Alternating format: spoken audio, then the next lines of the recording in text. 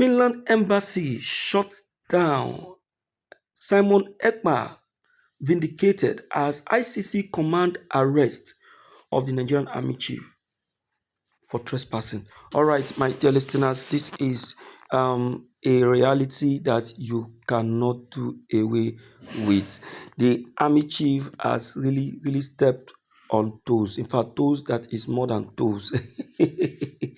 Hey, it is no longer Simon Ekpa and Finland. It is now Simon Ekpa and the Nigerian government.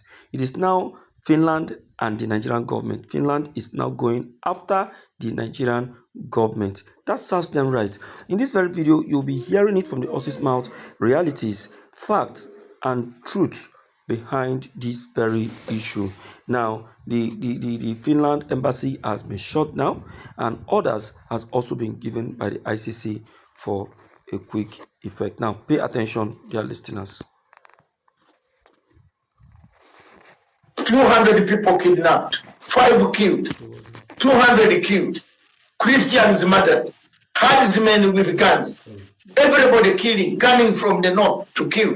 The worst part is that United Nations Security Council has an assistant secretary general, a lady by name Dr. Mohammed Amina, who comes from the same region, the same country. She has never even put up a word to the United Nations Security Council about the human rights abuses in Nigeria. The 5 permanent members and several European countries are doing business with Nigeria.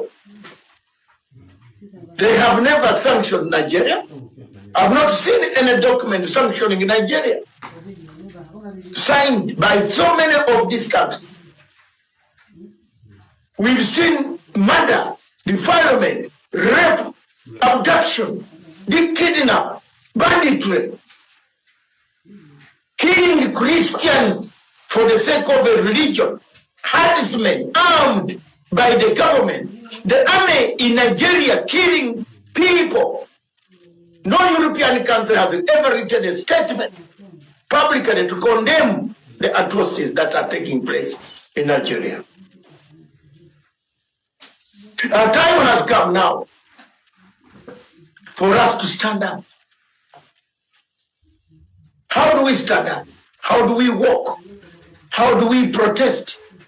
To stand up, to stand against the injustices of these European colonizers.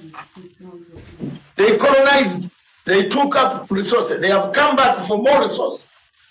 Finland looks for resources. President picks a plane and walks around Africa from one African country to another looking for resources, looking for where he can milk without looking at the human rights abuses in Nigeria. What was happening in Nigeria, where he has gone to get lucrative contracts of gas and oil contracts, infrastructure, so on and so forth.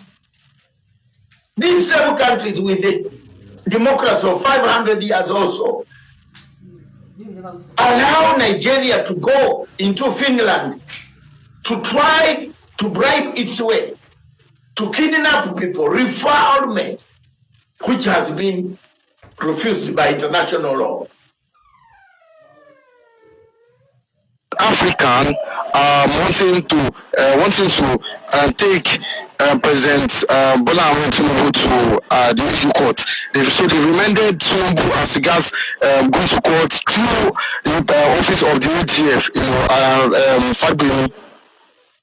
Through the AGF office, and they said, the president and Nigeria as a country should come and explain what the injustices they've perpetrated on the people of the southeast and also the middle belt. To also take as regards the Pan-African through the president Fortune and Charambila taking Nigeria to EU court. There has been an alliance with the Biafran government in West Africa for a very long time, and they are one of the recognized powerful forum or agency or institute, let me put it that way, that sees to the recognition of fundamental human rights and the privilege for people or for indigenous people seeking self-determination. And they are also very important in this part of the world in Africa because of the role they have played, for a very long time. So for African Institute, I think one of the people that came out to alert the world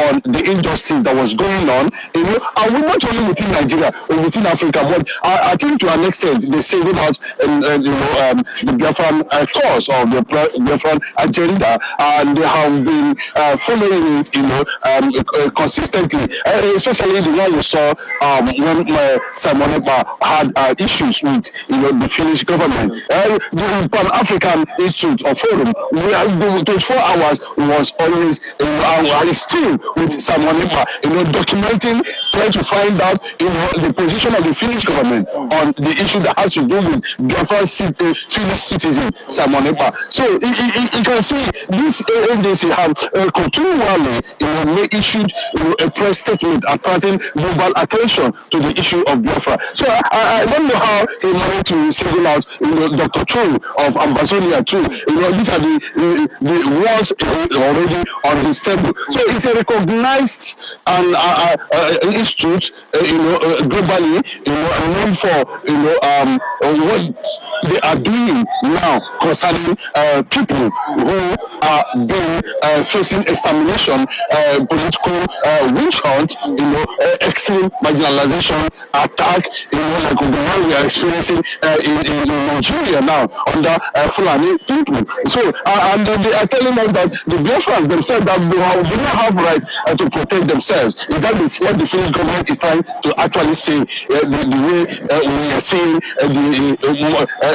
the issue we are having with Simon Ekpa in that regard. So Pan Africa has played a very major role in bringing Biafra to the global world. Okay, but with this now, do you not think that it's our time the Nigerian government and Tinubu's government retrace their step as regards insecurity in Nigeria? There will not be definitely any good result coming out from that angle because it is being suspected. That suspicion is already there. We don't know who that is actually powering the Fulanization agenda, the Islamic agenda, that's going on in Nigeria, the killings, and here, almost all the 36 states of the Federation is under Fulani siege. So we don't know which. So you can see now, you can see that all this while Biafrans knows nothing about this evil that is happening, and that is why the ICC have decided to step into this matter. And I want to believe that if the so-called president, the called Tinubu, is still very much alive, he will be hearing this with his own ear, so that all those people that are saying jargons about the Biafrans will no longer say what they are saying. I'm telling you, they will no longer say what they are saying. Anyway, a big kudos to everyone out there. I salute you now all. Yes, you're all welcome to today's broadcast. Thank you for time spent listening to this very broadcast. It's been wonderful having you. This is the Lord TV.